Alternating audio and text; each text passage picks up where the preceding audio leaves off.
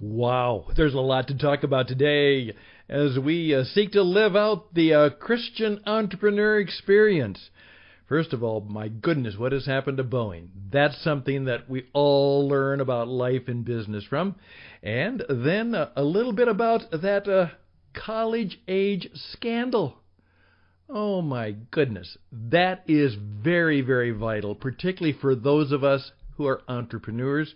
And then something that every good entrepreneur needs to know and remember. This is Question Week, and we're going to talk to you about asking good questions. All of that's coming up. The program is the Jesus Entrepreneur Experience. My name is Stan User. The program begins right now.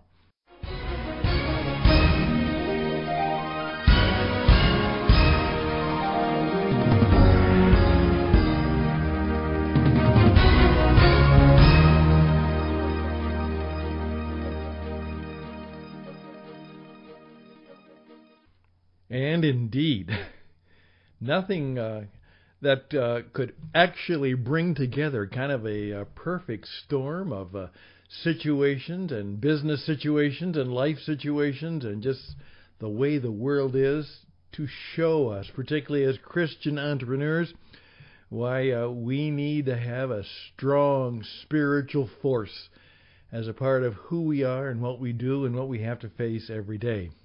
The news of the day just brought that to us in so many ways. Let's go through it, and then I'd like to talk to you about questions, because this is National Question Week, and I think it's a pretty good thing to do perhaps this week. In fact, we're going to have programs on various questions going through the week. I think you'll enjoy it. Here we go. First of all, just within the hour, I found out that they have grounded the 737-800 plane, the 737 MAX 800. And I think I was scheduled to be on one of those flights this coming Wednesday as I make my way back up to Minneapolis to work with a friend on a number of projects and also to honor one of my first clients. Her name is Deb Newman. And a number of years ago, she trusted me to help her start her business. And I was just starting out as a coach. And now that's been some over 20 years ago. And she's retiring.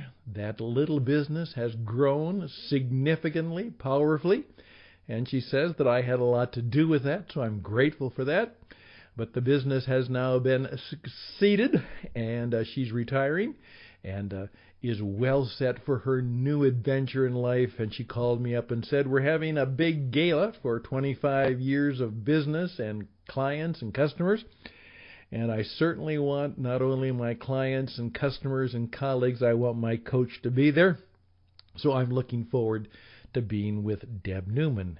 And hopefully it'll all work out, that the planes will work out. But think about that. I had all the plans in place. And now, who knows? American Airlines, is it going to get me from Tucson to Dallas and then Dallas to Minneapolis? And then Boeing Company was doing just great. Everything was fine. They are making money, proverbially, hand over fist, facing issues like any business. And then all of a sudden, with these two air crashes, the entire Boeing organization is really in a state of chaos. The colleagues and investors are wondering what's going to happen. And obviously the airlines are involved. You know, what a difference a day breaks. We never know what's going to come our way. And that's why, Jesus said, you will have troubles. And one of the things that we are all about at the Christian Entrepreneur Network is the Christian entrepreneur seeks God's special wisdom, insight, strength, and direction to be fully alive and build a life and business that matters and makes a difference, and strength. One of my mentors in a Lenten devotional said, if you think about it, all of us want to be strong. We want to be stronger. We want strength. And the problem is we look for it in mostly the wrong places. We don't look for it in the very strength and power that God says, you're weak and I am strong. Lean on me. And we find it in other ways, in other places, in other spaces, and that's part of our problem. So, boy, did that come home in so many ways. Then, hard to believe. Yep, the system may be rigged. Now we find out that those of us who've struggled so hard and perhaps helped our children get into some of the best schools, now it's revealed that there's a big fix going on, and my friends in the business say it's going to spread. It's not just what you're reading in the papers. This is happening, and it's going to, in many ways, decimate and certainly give a disreputable reputation to many of those people in the college and university world as people who've got the stuff, got the money, got the power.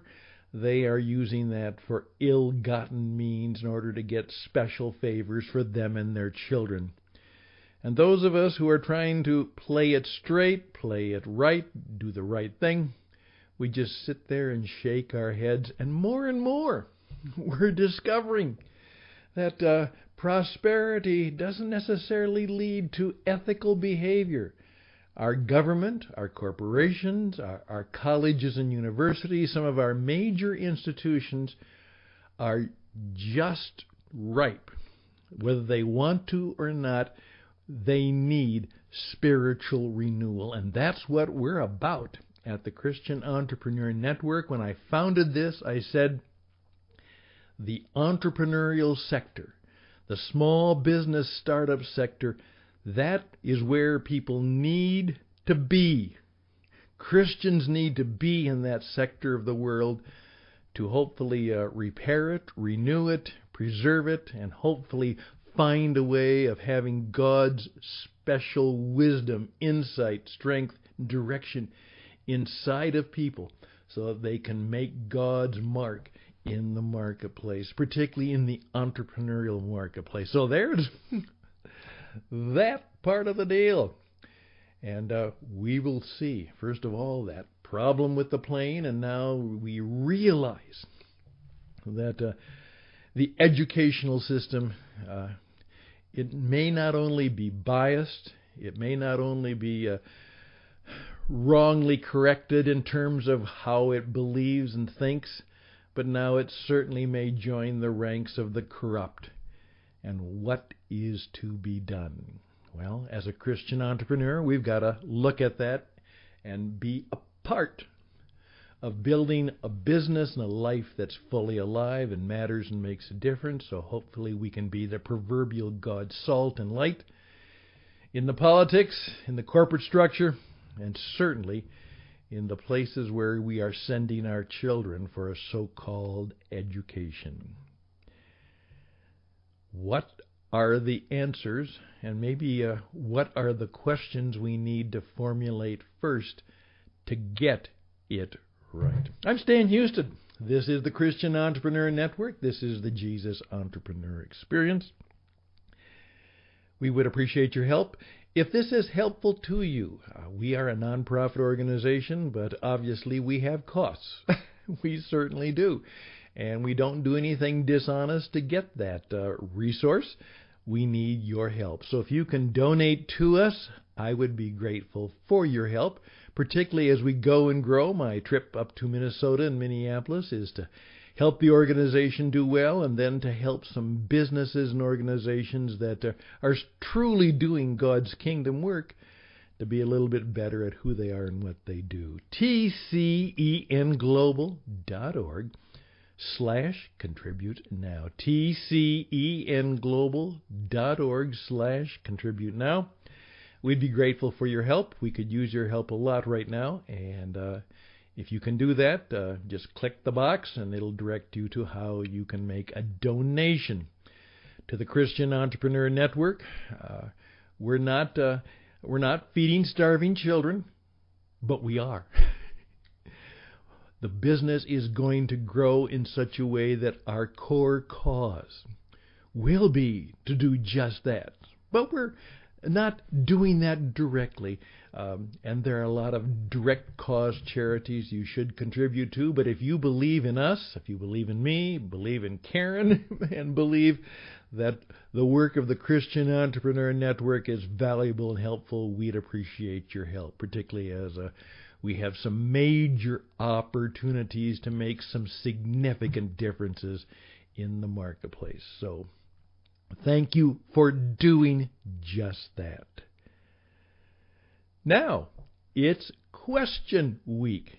And so let's talk a little bit more positive about the power of asking good, maybe even beautiful questions. I'm Stan Houston. This is the What It Takes radio production. This is the Christian Entrepreneur Network, and the program is our flagship, the Jesus Entrepreneur Experience. So we'll be right back.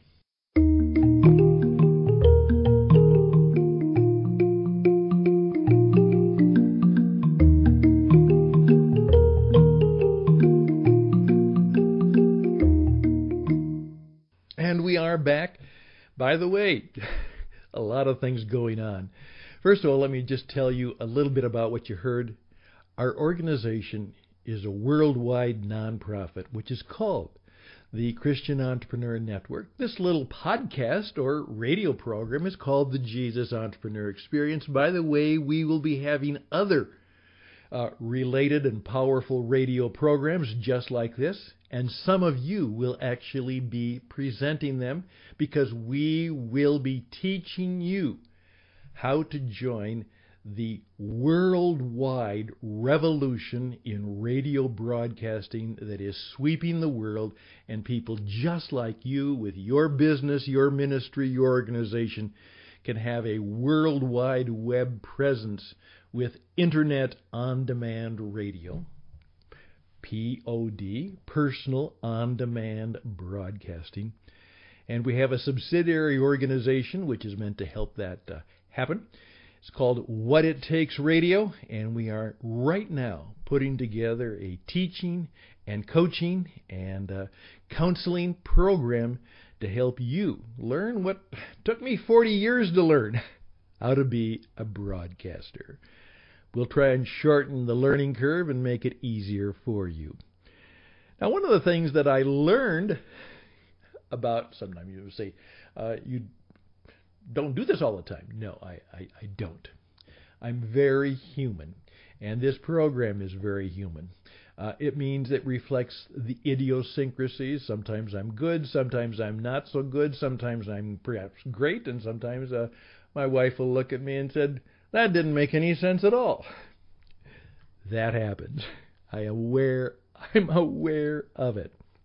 But one of the things that changed my life as a broadcaster was the line that I have now adopted, and I give full credit to a woman named Rebecca Pippert who first taught it to me many, many years ago. And here's what she said. The master teacher, Jesus of Nazareth, came into the world, and he told stories, and he asked questions. So what do? We preach sermons and give answers. Told stories and asked questions. And our entire last week has been about telling stories, and I am convinced that Jesus was 2,000 years ahead of his time.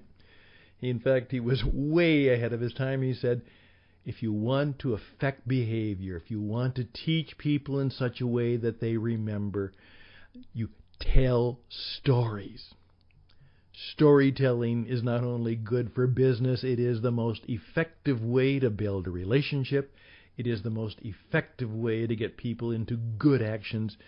It is the most effective way to make things go well. Tell stories, and ask good questions. Jesus said, "Who do you say that I am?" Someday I'd encourage you to do a wonderful Bible study and then go through the various questions that Jesus asked. And there's you can go to the internet. There are all kinds of people who've got all the questions. They've sorted them out. They have each of them in order and where they appear. And I think you'd find it fascinating. As I one time had a religious group that I was going through, as I said, why don't you just go through and every month bring one of Jesus' questions to the forefront? And then you talk about how you together in the group would answer that question. Both of you individually, both of you sitting next to me, and then all of us together. How would we answer the Jesus question? And it was an incredible, wonderful, growing exercise. We just simply tried to answer some of Jesus' great, challenging questions.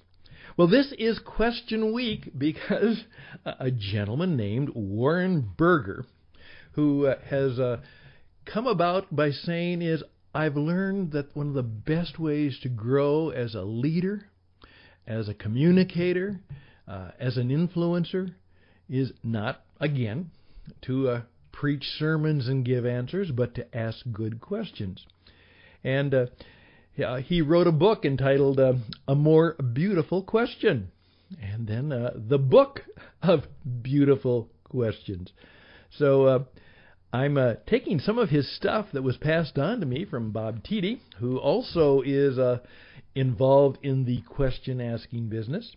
But they pointed out that this week they have declared, it's kind of one of those wonderful things, you just do it and see if it catches on. And they said, okay, this is the week, March 10th through the 16th, because on March 14th is the birthday of Albert Einstein, who said the important thing is not to stop questioning. And we will go and grow, and we will experience power in our leadership and perhaps in insight and wisdom, maybe even strength and direction, the more we can sometimes ask the right question. I think it was Einstein who perhaps said that, if I can have an hour, I will spend the first 55 minutes trying to ask the right question. And that's probably more valuable and more useful than trying to come up with the answer. Find the right question first. So we're going to do this. I'm going to give you a couple questions today, a couple sets of questions, and I want you to think about them. And then tomorrow, if we can get on the air, I'm going to give you a few more questions. And then I'm going to go through what I call the 20 questions that Stan Houston made up to help you be one of the most focused persons on planet Earth. That's right. If you can answer these 20 questions, you are focused. I mean focused and fine-tuned. You have the questions, and if you can answer them, you are really something else. Here's the first three questions. I was taught this by Dr. George Shapiro, my graduate advisor, and he said, whenever the conversation gets to controversy, misunderstanding, remember these three questions. What do you mean by that? What do you mean by that? Think about that. How many statements are made, and you need to challenge it by simply saying, what do you mean by that? Question number 2. How do you know that? Now, where did your answer come from? Where did your knowledge come from? How do you know that? And then question number 3, what difference does it make? There we go. We're right at 20 minutes. About the whole world and 3 great questions. What do you mean? How do you know that? What difference does it make? Please write that down. Please write them down and think about them, because those are your first 3 great questions to learn about on Question Week. Hey, I'm Stan Houston. RadioEdge77@gmail.com. RadioEdge77@gmail.com is how you raise your hand and say, I'd like help, I'd like information, I'd like to be on your program. All of that is possible for you. We look forward to getting your note. We look forward to having you raise your hand with a question, with a challenge, perhaps with something you can share with the whole wide world.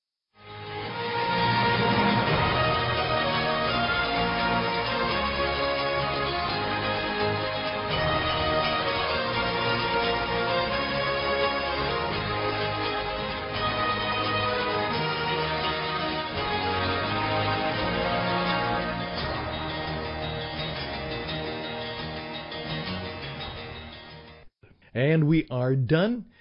Thank you so much for being with us. We're going to continue this week reviewing the world situation, figure out what's going on, and then talking more about how you can raise your leadership power, presence, poise, and your performance.